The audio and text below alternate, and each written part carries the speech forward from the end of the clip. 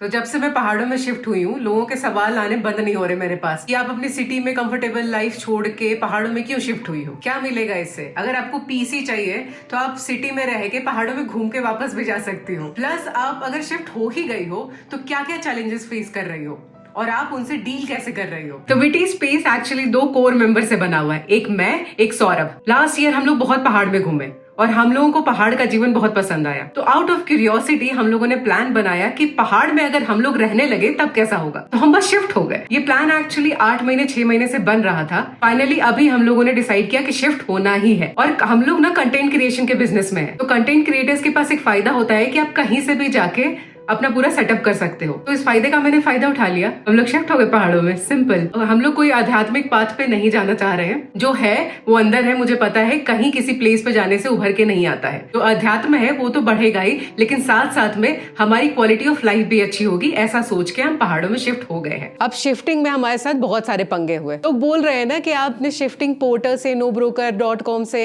Online website से क्यों नहीं की, क्योंकि जो ऑनलाइन वेबसाइट्स है उनकी सर्विसेज पहाड़ों तक अवेलेबल नहीं थी। नहीं तो मैं जो इंसान हूँ ऑनलाइन सर्विसेज पे बहुत रिलाई करती हूँ। सामान ले जाने के लिए हमारे पास 2 ऑप्शंस थे।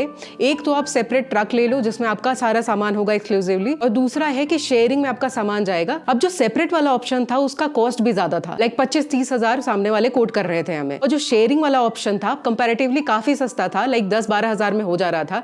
लेकिन उसमें सामान कैसे तरीके से पहुंचेगा उसकी बड़ी दिक्कत थी, क्योंकि शेयरिंग में जा रहा है तो किसका सामान कहाँ पे पटक रहे हैं वो समझ में नहीं आ रहा है। एटलीस्ट सेपरेट जा रहा है तो मुझे पता है कि मेरा सामान ये है और अगर कुछ भी डैमेज होगा तो मैं उनसे डायरेक्टली क्लेम कर सकती हूँ। क्लेम का भी ऑप्शन था बाय द वे कि 50 हजार तक आप इंश्योरेंस करा सकते हो। लेकिन इन सब के बावजूद अगर मेरा सारा सामान डैमेज हो गया तो इंश्योरेंस लेके क्या घास उखाड़ूंगी, क्योंकि हमारा आधे से ज्यादा सामान इलेक्ट्रॉनिक्स का है और सब कुछ बहुत एक्सपेंसिव है। तो हम लोगों ने ऐसी बात करते करते 2-3 बंदों को पकड़ा, उसमें से एक ना चलने को तैयार हो गया। पूरे सप्ताह, जैसे कि हमारे आने का जो दिन है उससे 1 सप्ताह पहले सब कुछ डन। हम लोग डेली उसको कॉल करके पूछ रहे हैं कि भाई आप चलोगे ना। बोला यार हाँ चलेंगे। और जाने की 1 रात पहले, 1 दिन भी नहीं, 1 रात पहले वो हमसे कॉल करके बोलता है कि अगर बर्फ पड़ गई बीच रास्ते में तो आपका सामान हम ट्रक से उतार देंगे। हमने बोला कि ये क्या बात होती है भाई, आपकी रिस्पॉन्सिबिलिटी बनती है कि आप हमें डेस्टिनेशन तक पहुंचाओ, जैसे भी फंस रहे हैं जैसे भी हो, क्योंकि बात तो पहले आपसे हो चुकी है ना सारी चीजों की। तो फिर हमें पता चला उससे बात करते करते कि वो एक्चुअली एक्स्ट्रा चार्जेस की बात कर रहा है कि कुछ भी हो गया ना, टस से मस हो गया तो हम एक्स्ट्रा चार्ज लेंगे आपसे। और एक्स्ट्रा चार्जेस 100 रुपया 200 रुपये में नहीं इंक्रीज हो रहा था, एक्स्ट्रा चार्जेस इंक्रीज हो रहे थे 1000-2000 रुपए में। तो हमें समझ में आ गया कि एक्चुअली पैसे खींचने का तरीका है। तो हमने उसको कन्विंस करने की कोशिश की, नहीं माना और लास्ट में उसने मना कर दिया कि हम नहीं जाएंगे आपके साथ। अब हमारे सर पे भार पड़ गया, क्योंकि सडनली हम कहाँ से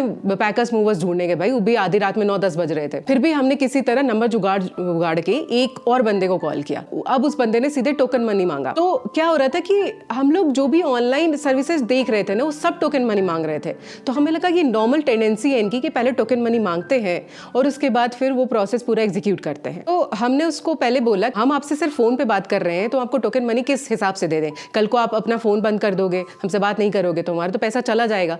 तो उसने बोला कि नहीं, ये तो ट्रस्ट की बात है। बहुत सारी ऐसी बातें हुई जिसमें उसने अपना आधार कार्ड भी भेजा हमें और हमने उससे वीडियो कॉल पे बात की। हम उसका चेहरा देख रहे हैं, हमारे पास उसका आधार कार्ड है, सब कुछ है, ठीक है। तो अब हमें लगा कि टोकन मनी देने में इतनी दिक्कत नहीं है। वो 2000 रुपए मांग रहा था टोकन मनी, तो हमने उसको 1000 रुपए कर दिया किसी तरह कन्विंस करके। उसने ले लिया और उसने बोला कि कल सुबह मेरा ट्रक आपके घर पे पहुंच जाएगा। चलो हम निश्चिंत हो गए, बात टल गई। सुबह क्या हुआ कि मैंने उसको कॉल लगाना शुरू किया कि मैंने देखा कि वो व्हाट्सएप पे ऑनलाइन था 8:30 बजे सुबह। तो मैंने सोचा 9 बजे करती हूँ यार, सब लोग उठ के फ्रेश होते हैं। मैंने 9 बजे कॉल किया उसको, 9:15 में किया, 9:20 में किया, 9:30 किया। मैं करती रही कॉल, उसने कॉल उठाया ही नहीं मेरा।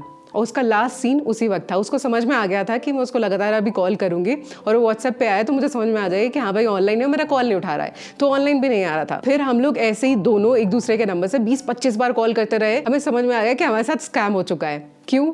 क्योंकि हमने जब एक और नंबर से उसको कॉल किया तो उसने कॉल उठा लिया था उसी दौरान। जैसे ही उसने पहचाना कि आवाज हमारी है तो उसने तुरंत कॉल कट कर दिया। अब हम ना इधर के रहे ना उधर के रहे, हमारे पास कोई पैकर्स मूवर्स नहीं था। तो फिर सडनली क्या हुआ, विदिन 15-20 मिनट्स जो पुराने वाला था ना जिसने रात में कैंसिल किया था, उसने कॉल बैक किया और बोला कि चलो मैडम हमारा एक ड्राइवर तैयार हो गया है, उसके ज्यादा ड्रामे नहीं है तो वो आपके साथ आ सकता है। तो फाइनली उसके साथ हम पूरा पैकिंग करा के लोडिंग करा के चलने लगे। अब चलने लगे तो हमें पता चला कि इस ड्राइवर को हमें असाइन किया गया है वो पूरे टाइम नींद में था। वो चलते वक्त उसको शाम हो गई थी तो उसको नींद आ रही थी, तो हमको लगा कि चलो यार थक वक गया होगा, नींद तो आएगी ही। लेकिन उसको रात में ड्राइव करने का बिल्कुल भी एक्सपीरियंस नहीं था। वो ड्राइव करते करते ना ऐसे ऐसे कर रहा था और हमारी ऐसे सिट्टी पिट्टी गुम हुई, पता है कहाँ पे, बीच मेन हाईवे में जहाँ पे गाड़ियां धड़ धड़ धड़ धड़ चल रही है। शुरुआत में तो मैं पीछे बैठी थी, लेकिन मुझे ऐसी ठंड लगी ना कि फिर मुझे आगे आना पड़ा। तो मैं उसके बगल में बैठ के ऐसे देख रही हूँ कि भाई प्लीज, मुझे ऐसे ऐसे कर रही हूँ, प्लीज उठ जा। तो हमने उसको बीच बीच में रोक रोक के चाय पिलाई, बहुत बार चाय के तो नशे हो रहे थे, चाय पिलाई, खाना खिलाए, कुछ कुछ करते रहे और उससे बात करने की कोशिश की, अनशन कुछ भी बात किए जा रहे थे। और किसी तरह फिर उसने हमें सुबह, हम लोग पता है दोपहर के 3 बजे चले हुए थे, हम पहुंचे अपनी जगह पे अगले दिन 11 बजे। इतना लंबा टाइम लगा हमें पहुंचने में, जबकि ये सिर्फ 10-11 घंटे का रास्ता है। चलो भला टली, हमें कुछ नहीं हुआ, सामान को कुछ नहीं हुआ, सब कुछ सही सलामत पहुंच गया। हम फाइनली पहुंच गए और यहाँ पर पहुंचते ही बर्फबारी शुरू हो गई और बर्फबारी के साथ इलेक्ट्रिसिटी भी चली गई। तो पहला चैलेंज यही था कि यहाँ पर बिजली चली जाती है जब थोड़ा सा भी मौसम खराब होता है, लेकिन वो इतना बड़ा इशू नहीं है क्योंकि बिजली का यहाँ पर बहुत ज्यादा यूज नहीं था। इतना हमें अंदाजा था कि आप पहाड़ों पे शिफ्ट हो रहे हैं तो लाइट कंटिन्यूअसली आपके पास नहीं आएगी। तो हमारे पास पावर बैंक्स हैं अपना फोन वो चार्ज करने के लिए, प्लस हमारा जो लैपटॉप है मैकबुक है उसकी भी बैटरी बैकअप काफी अच्छी है। तो हमारे पास कंटेंट क्रिएशन के लिए जो चीजें हैं ना वो हमने पुख्ता करके रखी हैं। लेकिन पानी गर्म करने के लिए मैं सडनली केटल नहीं यूज कर सकती थी, मुझे सिलेंडर का इस्तेमाल करना था। अब सिलेंडर में भी एक क्वेश्चन मार्क है कि यहाँ पे जो सिलेंडर है वो डोर टू डोर डिलीवरी नहीं होती है। एक गाड़ी आएगी जिसमें सिलेंडर भरा हुआ होगा, आपको उनसे बात करनी होगी और अगर बात बन गई तो आपको वो सिलेंडर दे देंगे, जो आपको खुद लेके घर तक आना पड़ेगा और आपका घर चढ़ाई पे है। अब दिल्ली में ये सारा प्रोसेस आसान था, बस एक फोन कॉल, उन्होंने सिलेंडर एक्सचेंज कर दिया। अगर कभी खराब मौसम हुआ और मेरे सिलेंडर खत्म हो गया ना तब दिक्कत होगी मुझे। तो यहाँ पे चैलेंजेस तभी है जब थोड़ी बर्फबारी होती है, थोड़ा सा मौसम खराब हो जाता है, बारिश वारिश हो जाती है, रास्ता जाम हो जाता है, तब ज्यादा चैलेंजेस बढ़ जाते हैं। वैसे सब नॉर्मल है, इतना बड़ा कुछ नहीं है कि खाना नहीं मिल रहा है, सब्जियां नहीं मिल रही हैं, राशन का सामान नहीं मिल रहा है, सब कुछ अवेलेबल है। किसी भी मैं दुकान में गई हूँ तो मुझे ऐसा नहीं लगा है जो मैं चीज यूज करती थी ना दिल्ली में यहाँ नहीं कर सकती, सब कुछ दिख जा रहा है मुझे। बस ये है कि वो सारा सामान मैं खुद हाथ में उठा के लेके आ रही हूँ और मैं सबका एक्सपायरी डेट खुद देख सकती हूँ कि कौन सा सामान खराब है कौन सा अच्छा है। और मजे की बात इसमें ये है कि यहाँ पे जितनी भी चीजें हैं जैसे सब्जियां, फल, फ्रूट, सब फ्रेश हैं। सब्जी का टेस्ट ही चेंज हो जा रहा है खाने पे, क्योंकि जो मैं लेके आ रही हूँ गाजर, गोभी, आलू सब सेलेक्ट करके ला रही हूँ। एक तो ऊपर से जो सब्जियों का वो है क्वालिटी है वो काफी फ्रेश है, ऐसा लग रहा है अभी मिट्टी से खोद के लेके आए हैं। अब दिल्ली से यहाँ पे शिफ्ट करने में एक और चीज मैंने नोटिस की है, जो 10 मिनट वाला डिलीवरी का सीन था ना, या कुछ भी ऑनलाइन डिलीवरी का सीन है ना, इतना आसान नहीं है और ड्यूरेशन भी काफी लगता है चीजों को आने में।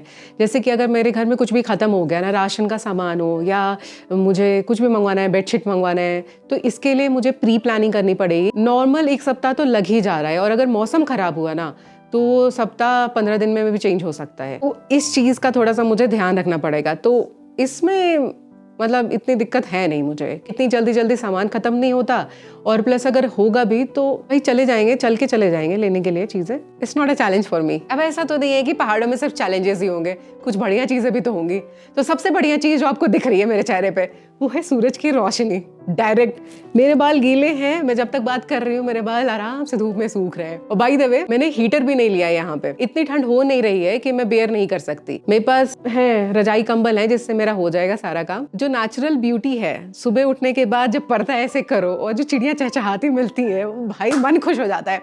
और कभी पता है इसी टाइम में बर्फबारी हो जाए सुबह उठने पे और आप बाहर देखो, ओ हो। और उसके बाद फिर गरम गरम चाय पी लो यार, ठीक है। तो अदरक का इंतजाम करके रखती हूँ मैं हमेशा। 1 किलो अदरक ले आई हूँ मैं, मुझे नहीं पता था कि 1 किलो अदरक इतना सारा होता है। इसके अलावा दिल्ली में मेरा शेड्यूल कभी ठीक नहीं हुआ। मैं हमेशा चाहती थी कि एटलीस्ट 8 बजे तक तो सुबह उठ ही जाऊं। कभी ना कभी मैं बहुत कोशिश करती थी, अलार्म लगा के भी कोशिश की, नींद ही ना खुले। अरे रोशनी ही नहीं होती थी रूम में, नींद क्या खुलेगी। यहाँ पे क्या होता है कि 7 बजे सुबह रोशनी हो जाती है बढ़िया और 8 बजे तक मैं बेड पे बैठ जाती हूँ मेडिटेशन करने के लिए। यहाँ पे शेड्यूल अपने आप फिक्स्ड हो चुका है। थोड़ा सा धूप में सेका अपने आप को, फिर बुक पढ़ती हूँ, उसके साथ कॉफी वॉफी पीती हूँ। भाई इतनी बढ़िया लाइफ चल रही है ना सुबह वाली, क्या बताऊँ। पैदल चलने में बहुत मजा आता है। एक तो बॉडी फिट रहती है, ऊपर से मन प्रसन्न रहता है।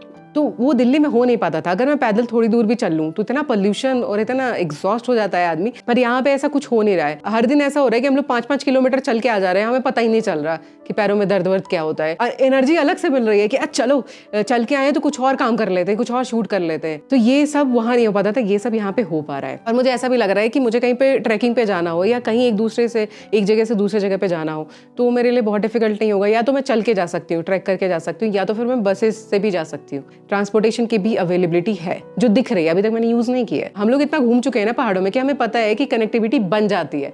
कहीं से आप कहीं तक जाना है तो लोग पहुंचा देंगे आपको। और प्लस लोकेशन का तो इशू ही नहीं है। देखो मैं घर में बैठ के बना रही हूँ आराम से, मुझे कोई दिक्कत नहीं हो रही है क्योंकि रोशनी बढ़िया आ रही है। उनको रोशनी की बहुत ज़रूरत होती है ना बनाने के लिए अच्छी वीडियो, तो वो आ रही है नेचुरल लाइट, बढ़िया वीडियो बन रही है। ऐसे मुझे 4 लाइटें अपने ऊपर डालनी पड़ती, उसके बाद एक वीडियो बनती। मुझे दिल्ली बहुत पसंद है, वो सिटी लाइफ कहीं नहीं मिल सकती। एक तो हर चीज़ की अवेलेबिलिटी भाई, कहीं से भी कहीं कुछ भी मंगाना हो, कहीं जाना हो, कुछ खाना हो, हर चीज मिल जाती है वहाँ पे। बट इसमें भी कोई कमी नहीं लग रही मुझे। अभी पूरे 10 दिन नहीं हुए हैं, ये 10वां दिन चल रहा है और आज नए साल की पहली तारीख है। तो 2024 की कहानी तो ये हुई कि शिफ्ट हो गए पहाड़ों में, बहुत सारा ट्रैवल किया, बहुत सारे नए एक्सपीरियंसेस किए हमने, विदेश में ट्रैवल करके आए।